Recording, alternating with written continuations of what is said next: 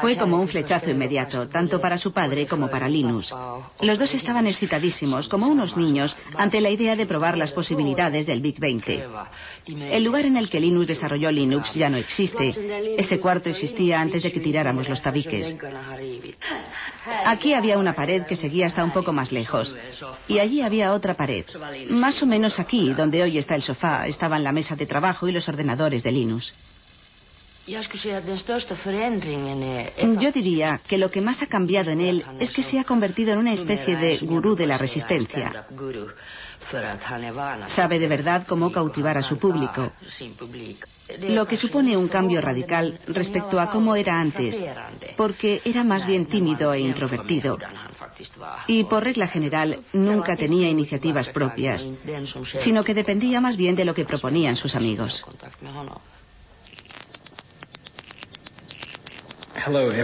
Hola a todos los que utilizan Minix. Estoy creando un sistema operativo gratuito.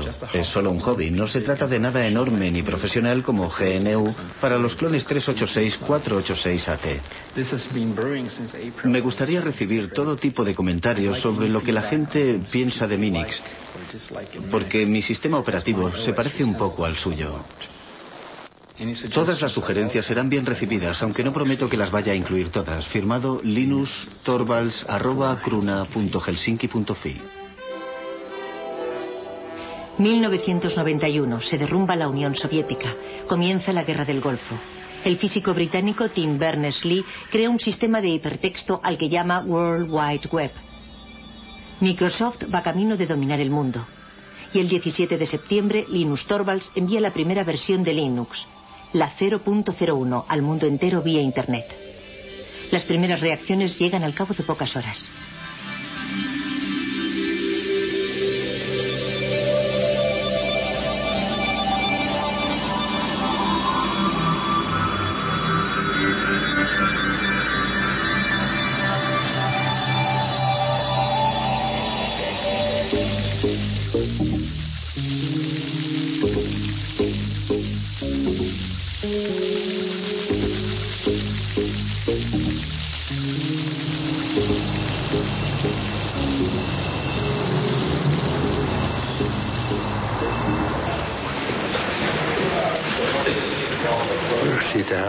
Empezamos a oír hablar de ese programa en la cafetería y decían que había empezado a ser distribuido por Internet. Luego oímos hablar del tal Linus y de la clase de hombre que era. Pero la verdad es que ya se había distinguido con anterioridad por la excelencia de sus resultados.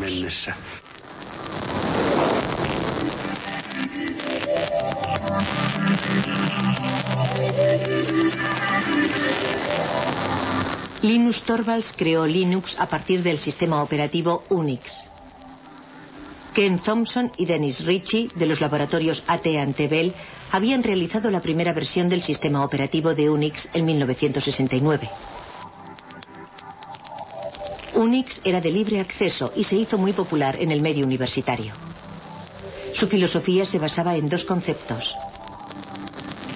En primer lugar, que todo es un archivo. Y en segundo lugar, que cuando creas un programa escribes cosas que cumplen una sola finalidad, pero que la cumplen bien.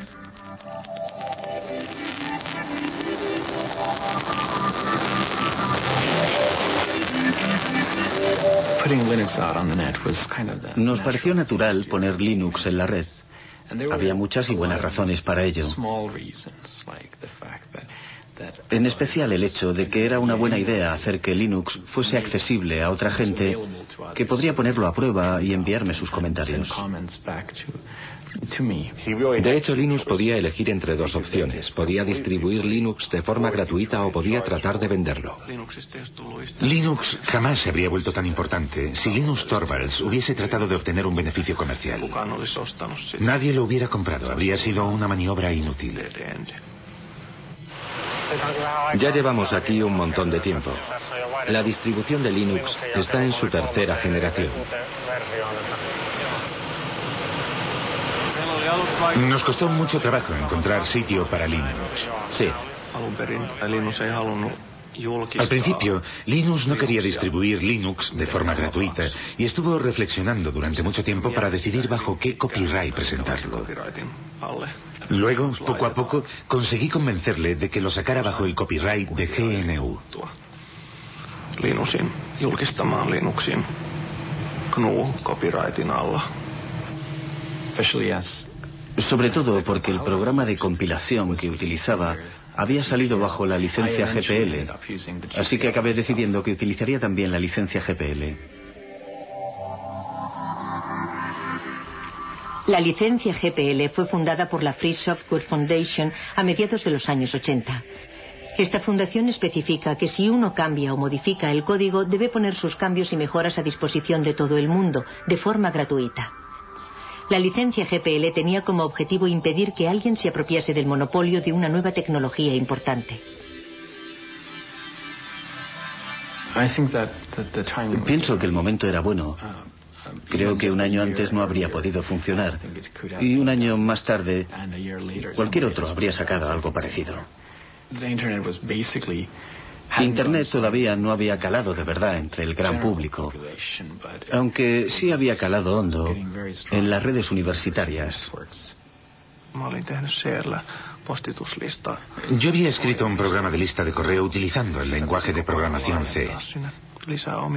Tenía que desarrollarlo y añadirle funciones, porque muy pronto hubo miles de personas interesadas en él.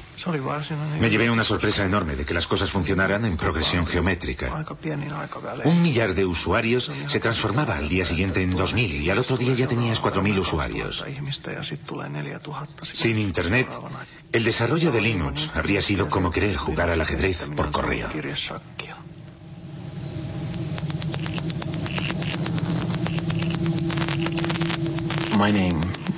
El primer nombre que elegí fue Freaks, para expresar a la vez la idea de free, libre y gratuito, y de freak, raro, diferente, sin olvidar la X final de Unix. A mí no me gustaba la idea de llamarlo Freaks. No me parecía un nombre muy comercial. Ari Lemke, que sacó Linux en el sitio FTP, pensaba que era una mala idea y odiaba de verdad ese nombre. Así que cuando lanzó el sitio FTP lo bautizó como Linux porque sabía que ese nombre iba a funcionar.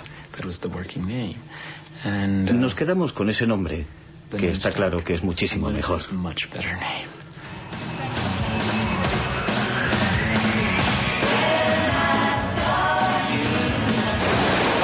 Vaya, hoy parece que tenemos un buen montón de geeks y nerds entre nosotros.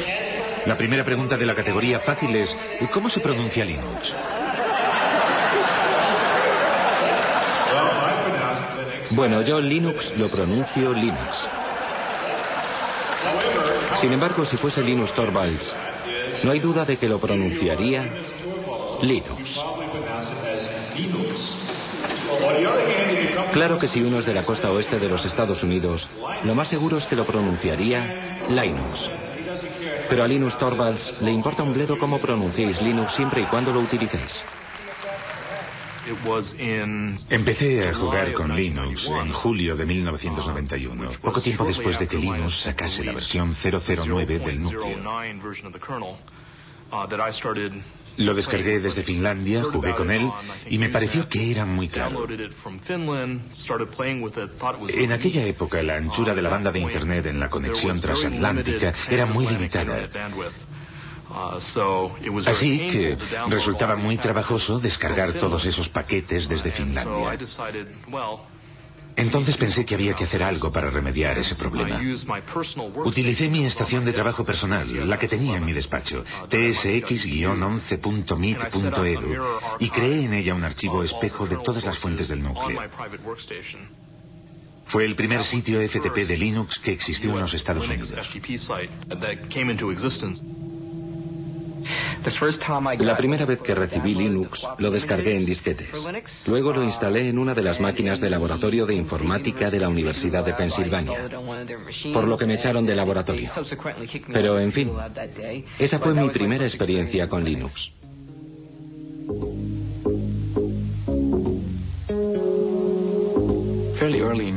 Bastante pronto, en 1992, cuando había 50 o 100 usuarios, me di cuenta de que ya no conocía a nadie Ya no se trataba solo de mí y de algunos amigos, sino que éramos yo y alrededor de 200 personas más, que yo no tenía ni la menor idea de quiénes eran, dónde vivían ni lo que hacían con el sistema, y eso supuso un gran paso.